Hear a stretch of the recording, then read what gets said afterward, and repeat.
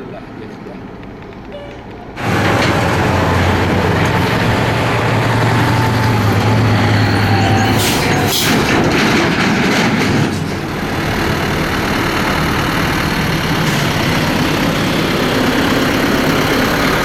هذا الطريق ما بين عين عيسى وهوشان طريق خطر، يتعرض للإصابات المدنيين من قبل الدولة التركية ومن قبل المرتزقة. يعني بدنا نتأمل، بدنا يأمنونا هالطريق مشان والله المدنيين كله يصابون كل يوم في إصابات. يعني بدنا يعني نطلب من أمم متحدة يأمنونا هالطريق هذا. في درب على طول، في درب يعني على طول، يعني يومين ثلاثة إلا نلاقي درب على الطريق، إصابات اللي على الطريق. أهمية كبيرة لأن لو مو هالطريق ما نقدر ولا شيء.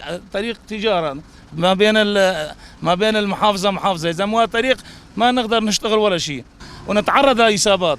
أنا شخصيا تعرضت على إصابات متأخرة، بس في خوف كتير وما نقدر نقطع الطريق هذا كمان. الطريق مو أمان. أولي قبل ما كان يجي لهون الطريق نطلع بالليل الساعة 11 10 وحدة شفاق، أي ما كان نركب سيارة نطلع نسر على حدود العراق.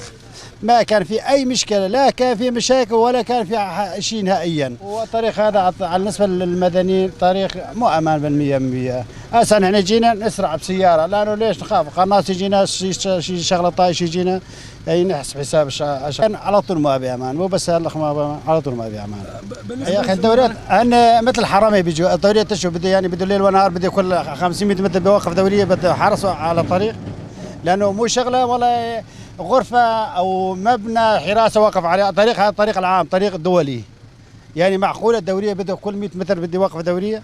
هذا اللي إذا إجا مثل العصابات بيجوا، ما بتعرف أي ساعة بيجوا، بالنهار بيجوا، بعز الظهر بيجوا، بالليل بيجوا، يعني في مشاكل. المتحدة دول أوروبا إذا يريدون الشعب السوري بده شيء أمان، بده رياحة، بده أشياء.